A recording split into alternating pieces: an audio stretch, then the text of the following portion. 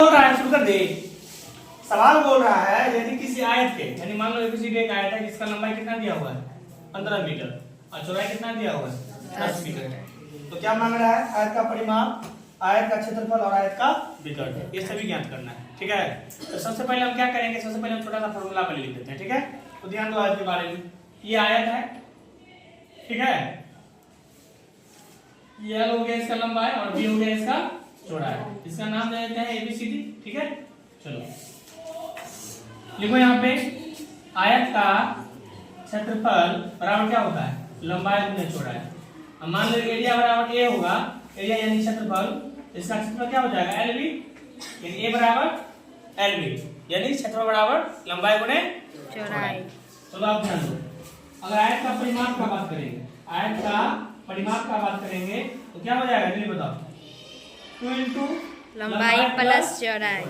ठीक है, इसको शॉर्टकट में क्या लिखेंगे, परिमाप को p लिखते हैं और 2 इंटू एल प्लस बी, इसका ही फॉर्मूला हो जाता है कोई दिक्कत?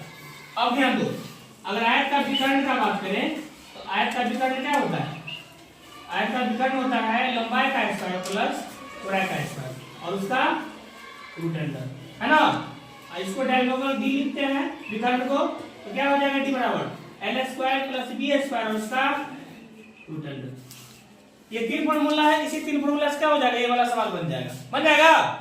अब ध्यान दो, सवाल सॉल्यूशन कर रहे हैं, प्रश्न भी देख लेना, चलो हम सॉल्यूशन कर रहे हैं। लिखेंगे आयत किसमें, आयत ए बी सी बी में। ठीक है, अब ध्यान दो, ध्यान दो, चूंकि लंबाई बराबर सवाल में कितना दिया हुआ है, जल्दी बताओ। लंबाई बराबर 15 मीटर और चौड़ाई बराबर कितना है 10 मीटर है ना।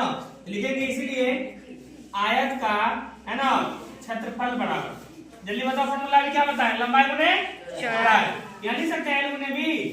तो ध्यान दो, लंबाई को एल लिखेंगे, लंबाई को एल और चौड़ाई को बी लिखेंगे।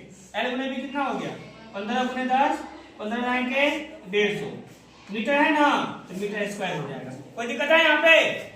चलो पहला आंसर मिल गया है। और सवाल दूसरा, पहला हम क्या था, परिमाप मांग रहा था, चलो इसको सही कर देते हैं। ध्यान दो, पहला मान लो क्षेत्रफल निकाल दिए, तो क्षेत्रफल बराबर क्या, दूसरा में परिमाप मांग रहा है तो परिमाप बराबर क्या, और तीसरा क्या मांग रहा है विकर्ण, तो विकर्ण बराबर क्या। तो सवाल दूसरा निकाल रहे हैं, दूसरा सवाल क्या होगा, ध्यान दो, आयत का परिमाप मांग रहा है ना, तो लिखो परिमाप बराबर क्या, फॉर्मूला लिखा जल्दी बताओ, क्या है परिमाप बराबर 2 इंटू एल प्लस बी, यानी 2 इंटू लंबाई प्लस चौड़ाई, है ना। साकेत ध्यान दो, तो 2 इंटू एल का मान कितना है जल्दी बताओ 15 और चौड़ाई का मान 10, 15 10 25, 25 दूना 25 दूना 50, इसका मीट्रिक आंसर होगा 50, है ना। चलो अब क्या निकालेंगे, हम निकालेंगे विकर्ण। तो विकर्ण बराबर क्या होगा, ध्यान दो, आयत का विकर्ण का फॉर्मूला क्या होता है, अभी लिखा है तुरंत, L square plus B square और उसका रूट अंडर। एल का मान कितना जल्दी बताओ, एल का मान है 15, तो 15 का स्क्वायर और बी का मान है 10, तो 10 का स्क्वायर, 15 का स्क्वायर कितना 225 और 10 का कितना 100, है ना। टोटल जल्दी कितना हो गया है 325, है ना। कितना मीटर रहेगा, अगर इसको हम तोड़ेंगे तो थोड़ा ध्यान दो, इसको तोड़ के देखते हैं।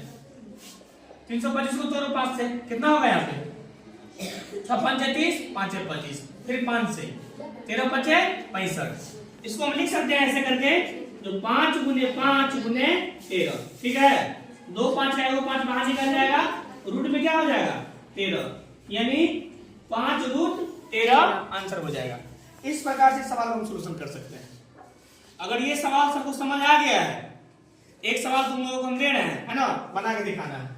ध्यान दो, मान लो ये आयत है, ठीक है, इसका लंबाई है 10 मीटर और चौड़ाई है 8 मीटर, ठीक है ना।